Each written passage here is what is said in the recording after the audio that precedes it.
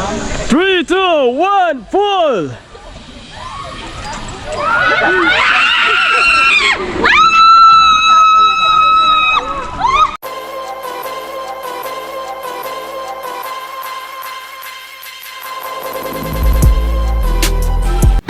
Hi guys, it's me again and another day, another adventure na naman tayo for today's video.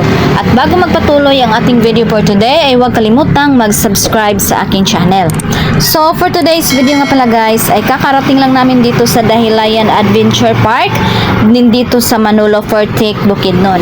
At saka bago tayo papasok doon ay ito muna ang ating madadaanan dito sa labas ng Dahilayan. So maraming paninda dito guys, may mga pang merienda at saka mayroon pong mga pang souvenir. At ang area naman na ito ay dito kayo pwedeng mag-parking, no?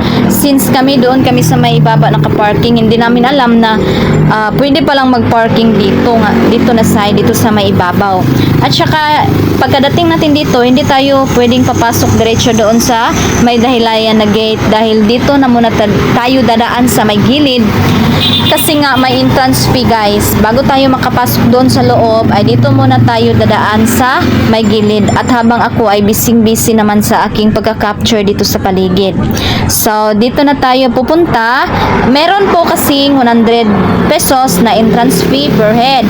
Dito muna kayo dadaan sa may gilid para dito kayo magbayad ng entrance. At saka pagkatapos ng bayad ng entrance fee, dito na din tayo dadaan papasok sa may gilid. O ayan, nandito na tayo sa loob ng Dahilayan Adventure Park.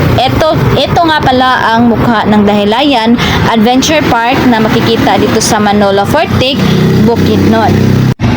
At saka dito naman na area guys, kung makikita ninyo na maraming tao dyan na nagpipila, dahil dyan po tayo magbabayad kung ano po yung mga rides na mapili nating sasakyan.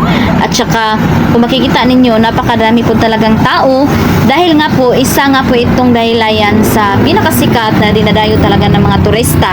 At saka ito po yung ano nila, price list ng mga rides nila, no? Mayroon silang package, all the package, at saka merong 1 hour challenge. At ang kinuha ko nga dito ay ang 1 hour challenge. At nandito na tayo sa may ibaba guys. Naglakad-lakad na muna ako dito kasi nga hinahanap ko kasi kung saan papunta yung drop zone. Kasi nga yung isa sa mga package na sasakyan ko ay yung drop zone.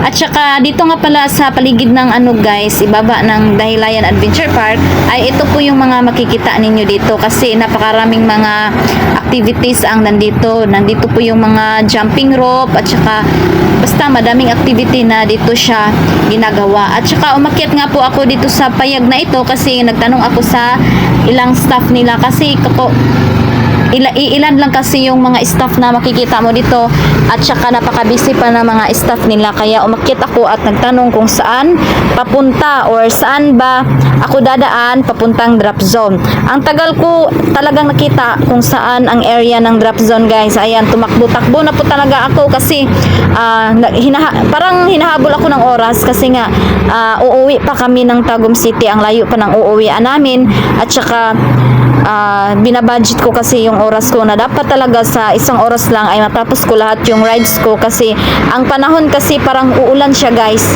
kaya binilisan ko na talagang maglakad-lakad dito at saka ang tagal-tagal ko po talagang natuntun ang daan kung saan patungong drop zone at eto na nga nakita ko naman na siya pero malayo pa ako, hindi pa ako nakarating doon kasi nilibot ko pa kasi ang buong paligid kasi nga parang naligaw ako ba sa sobrang laki ng Dahilayan.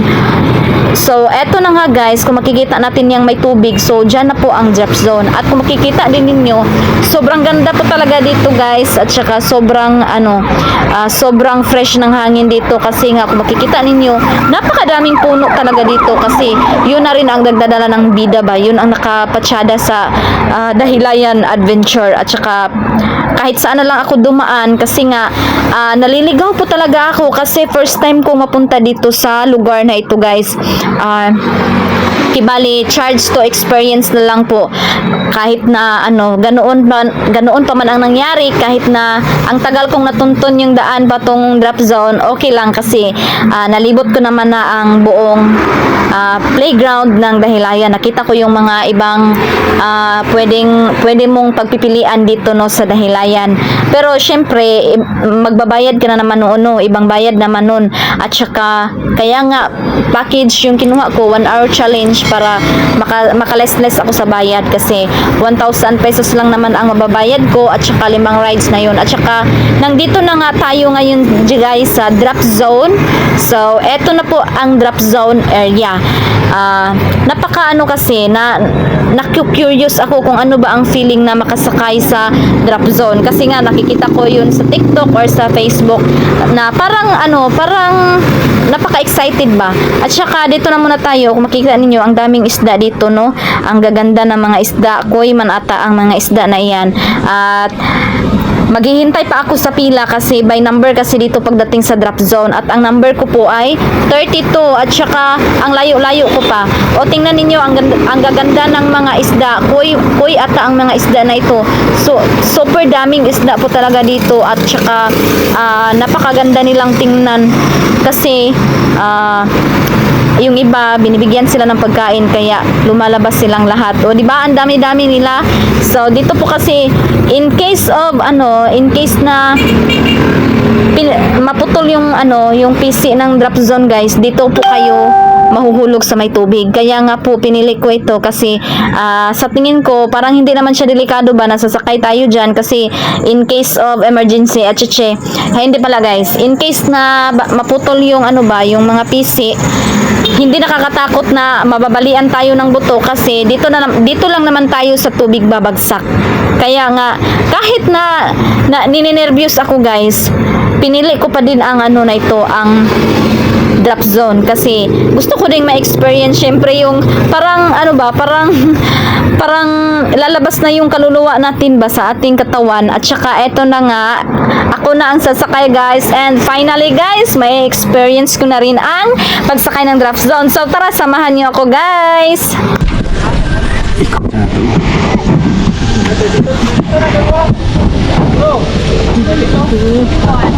Oh, 3-1. 3-3 next. 3-3. 3-2.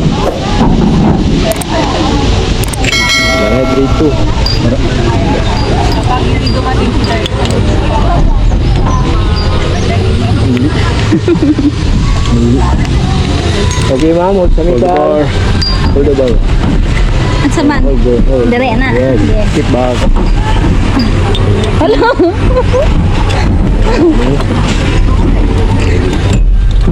Ma'am, yari mong birahon, mama. Asa? 3-2-1. Hold 4 down. Ay, ang say birahon ako. Ako mo bira? Pag-count ni kuya, 3-2-1. Huwira ni mo ni ma'am. Kani? Muna ako naon. Hala, ako din mo bira. Kuya, nahawiri ma'am pag mag-count si kuya. Okay. Ciao. Let's go. Go. Saka hindi ko ano. Hindi siyang saka. Thumbs up.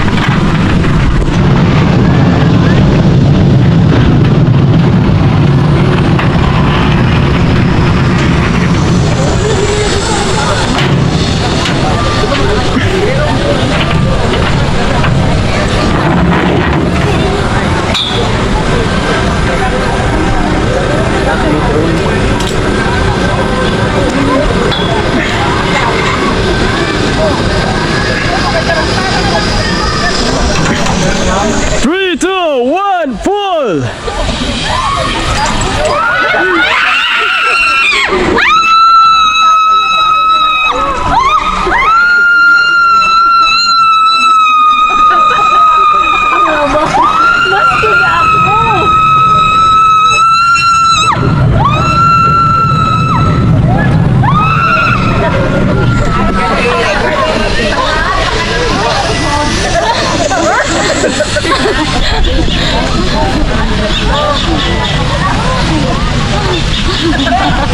Lingaw ma'am, lingaw.